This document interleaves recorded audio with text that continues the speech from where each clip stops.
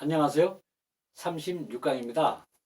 지난 시간에는 부동산 담보대출과 관련하여 채권 회수 과정을 알아봤고, 오늘은 무담보대출 채권과 관련하여서 채권 회수 과정을 알아보겠습니다.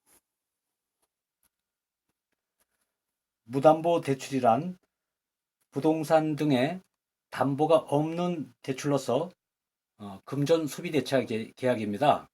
즉 신용 대출입니다. 신용 대출이란 직장이나 소득 또는 카드 연체 등 이러한 것들을 참고로 해서 대출 한도나 금리가 결정되는 대출입니다.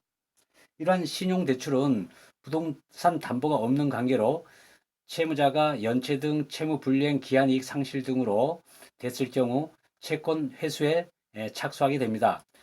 부동산 담보가 없는 관계로 재산 조사를 처음부터 재산 조사를 하게 되어 있습니다.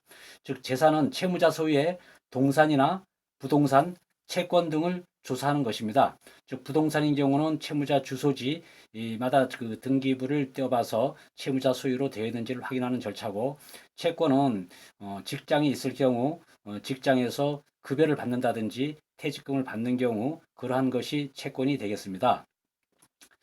이러한 그 재산이 발견되게 되면은, 즉 채무자 소유로 되어 있는 재산이 나타나게 되면은 채권자는 가압류나 가처분 등의 보존 처분을 합니다. 즉 보존 처분이라는 것은 강제 집행을 하기 위해서 채무자 소유의 재산을 처분 못하도록 묶어두는 행위라고 보시면 되겠습니다.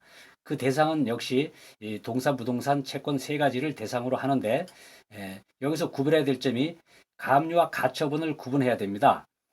즉 가압류는 금전 채권을 있을 경우 하는 것이고, 가처분은 비금전 채권일 경우 가처분을 합니다.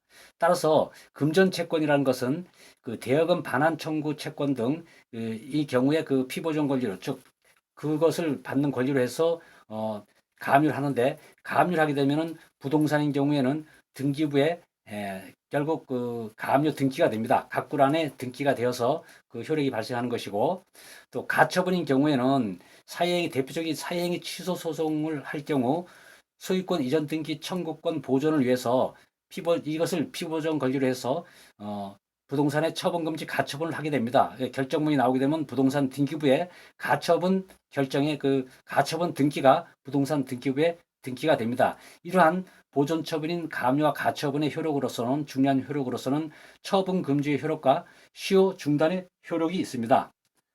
이상으로 오늘은 마치고, 다음 시간에는 집행 권한부터 채권 소멸시까지 내용을 함께 알아보도록 하겠습니다. 이상입니다. 감사합니다.